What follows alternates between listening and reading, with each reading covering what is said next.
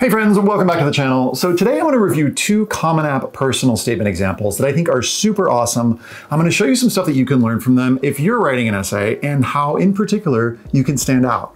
First, what goes into an awesome personal statement? I think it's these four things. Number one, core values. Can I point in the essay to like 4 or 5 moments where I really see something that you care about deeply? Number two, insight. Are there moments that I can point to where you answer the question, so what? Hopefully in a way that surprises me. Number three, is there a little bit of vulnerability, which is to say, is the essay actually personal? And number four, is it well crafted? Craft, I think, is really just showing that you cared about this essay and the ideas should flow logically. Let's take a look at these example essays, both of whom were written by students who were applying to highly selective schools, if that's your jam, and the second of which was written by a student that my team worked with. I think you're gonna dig them both. My Twitter bio reads, angry brown girl, feminist, singer, meme lover. You will notice live tweets of my feminist Pride and Prejudice thoughts, analyses of Hamilton's power for musical representation, and political memes. Yes, please, do I want you on my college campus, like from sentence 2 already. Just as my posts bring together seemingly disparate topics, I believe there's a vibrancy that exists at the multidimensional place where my interests intersect. I mean, you don't have to use words like disparate and multidimensional and vibrancy, but if you do. Growing up as a debater and musician, notice the students showing some other identities. It was easy to see the two as distinct entities where I had to make unequivocal choices. Okay, side note, you do not need to use words like unequivocal, but hey. At the start of my junior year, I decided not to participate in the musical in order to work for Emerge California, an organization that helps Democratic women run for office.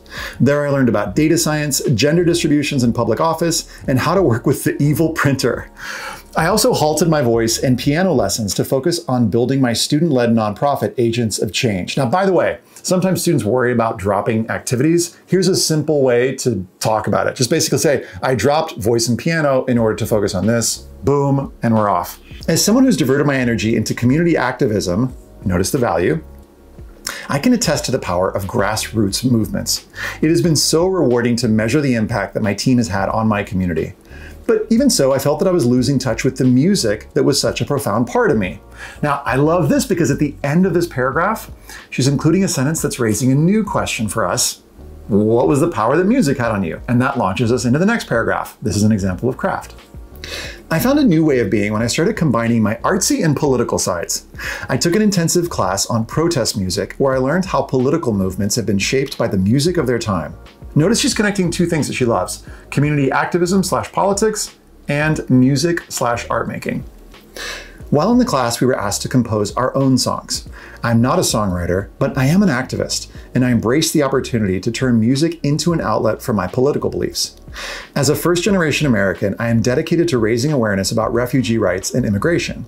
My songs about the Syrian refugee crisis let me find a way to bring the two sides of me together and gave me a rush that neither music nor politics by themselves would have provided. Again, she's showing different identities. Here's this, the immigrant identity, here's the artist identity, and then really there's a third one. Here's my activist identity, all coming together in a particular thing that she did. That, by the way, will be on her activities list. But what's nice about this is that she's saying, here's why this is on my activities list. And that's how you can keep from seeming like you're bragging when you're talking about this cool stuff that you've done. Answer why. Next paragraph. This introduction led me to apply to the Telluride Association Protest Poetics program, where I dove deeper into my own identity. I wrote songs about police brutality and the ways that as a non-Black person of color, I am implicated in instances of subliminal racism. Over the course of the program, as I became more familiar with the visual, literary, and performance art we analyzed, I slowly started to realize that though I confront colorism, jokes about Indian culture, and intra-community violence in some form every day, my proximity to whiteness still gives me immense amounts of privilege. Aha moment and a little bit of vulnerability here. What is she going to do about it? I've come to know that this means, she writes, I have a responsibility to both be at the forefront of movements and conscious of not stepping over the voices of other intersectional identities. I hope that the music I choose to perform and the way I live my life can amplify, not overwrite, any of the struggles that others deal with daily. So this is a great example of, like I said, vulnerability, where she's sharing something personal, but she's also sharing her insight, which is to say like an aha moment, something that she realized and something that she's kind of monitoring. And this kind of meta awareness is something that colleges are really into. My voice is an instrument for change, whether it be through me raising my hand to contribute to a discussion in a classroom, speaking out against gun violence at a rally, or singing at an event of solidarity. I know that someday my voice, in conjunction with many other unique voices and perspectives, will make a difference.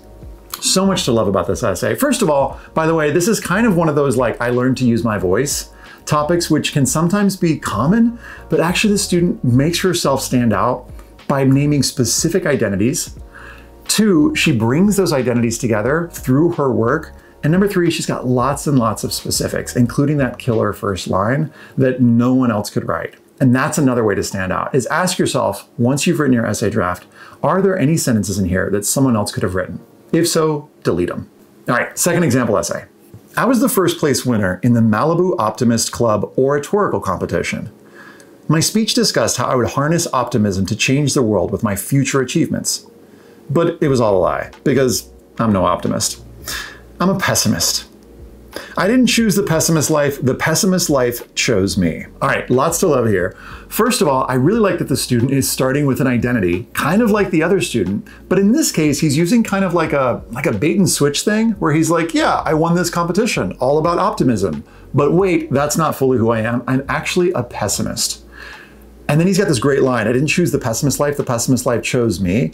And it raises all these questions for us, like, wait, what do you mean it chose you? And what does it mean to be a pessimist? And why are you starting your college essay with this? Because it feels kind of, I don't know, vulnerable, edgy? Let's find out. Honestly, I would love to believe in a higher power and an afterlife, but I haven't seen any substantial scientific evidence. Okay, kind of vulnerable, because what if the reader doesn't agree with you? He goes on.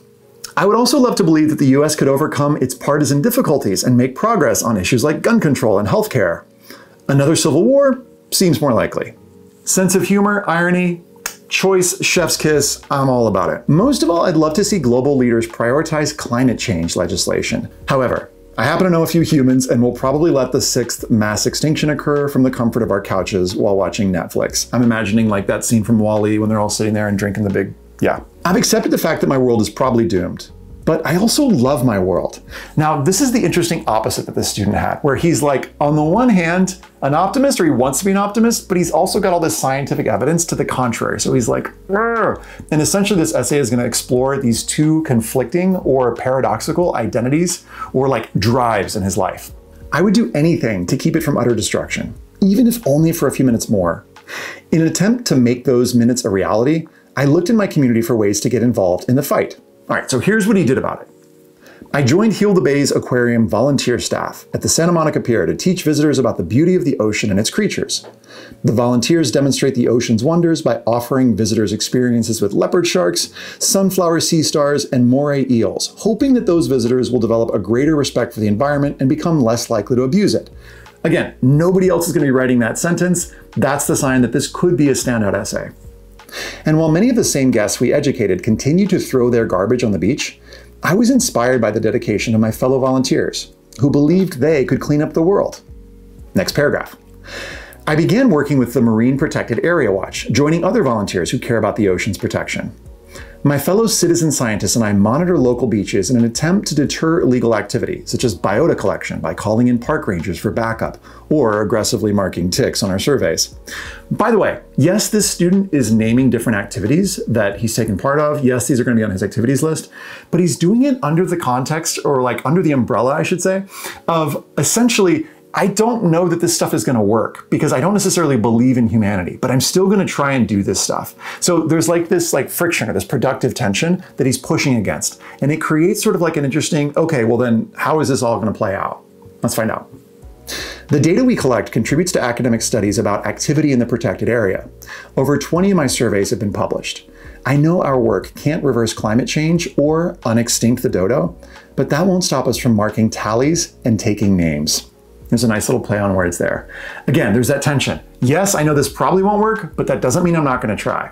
In addition to working with Heal the Bay on community issues, I wanted to pursue global solutions, so I joined the lab for the Chemistry of Construction Materials, a civil and environmental engineering lab at UCLA. By the way, you don't have to do some impressive internship to write an awesome college essay. The student just happened to do that. The lab focuses on designing sustainable building materials, specifically concrete. My project focused on the dissolution kinetics of calcite in the presence of organic ligands, I think that's how you pronounce that, at high pH to simulate a cementitious environment, and my results have applications for sequestering carbon dioxide. I finally felt like I was making a real difference. Okay, one, I like that he answered so what there, because this is an example of him finally making a real difference. But number two, if you're going to use geeky language, which is like some jargon, make sure that it doesn't go on for longer than about 25 words, as this student does. One sentence, maybe two max. If you go on beyond that, you're going to lose your reader, and it's going to kind of distance them. And what you really want to do is pull them closer. I was raised on science, not faith, and pessimism happens to be a possible side effect. I brush my teeth, wash my face, climb into bed, and think about our future of rising sea levels and supervolcano eruptions. I'm a pessimist because I never saw a reason not to be. I love the way this student shows his critical thinking, and he's consistent throughout. But that doesn't mean I'm going to give up on my planet. I've had the opportunity to work beside people who want to make our world better. As long as there's a shred of hope among people, even if it is not my own hope, then there is a chance that we can stop some of the damage being done before the sun eventually explodes. Unlike my optimistic counterparts, I know and have accepted what's coming, so I'll be ready, at least more ready than anyone else, to stop the unstoppable. And if I fail, what does it matter? That asteroid was totally coming anyway. So much to love about this essay, and let me go back to those four qualities. Number one, values. I get a really clear sense of what the student's committed to. The environment, critical thinking, and humor, all coming through really clearly. Number two, I get insights that aren't obvious from elsewhere in the application. So there's some stuff coming through here that sort of contextualize these activities that he's mentioned in his activities list. Number three, there's some vulnerability because number one, he's taking a stand on like science versus faith/religion, which could put the reader off. And yeah, that's edgy, but he's like, hey, here's who I am. And there's also vulnerability in sort of like not tying things up with a neat little bow. He's not saying like, okay, I'm gonna make a stand and, yes, the world is gonna be fine. He's like, I don't know how things are gonna turn out. And finally, it's really well crafted. And by craft, I mean, does the essay flow together in a logical way? It does. And are there moments where you can clearly see the student spend some time thinking about what they wanted to say? And you can find that in so many lines through this. I hope that was useful. Below this video, you'll find a link to our personal statement guide. It's free and it's gonna send you all kinds of stuff like our college application hub that's got tons of resources. I think it's got like 50 resources on there. It's gonna help you figure out where to apply. It's got resources on supplemental essays and so much more. If you're a parent or counselor, there are resources for you there too. I stuttered, but I'm just gonna leave it. All right, like, subscribe, all the things. Bye.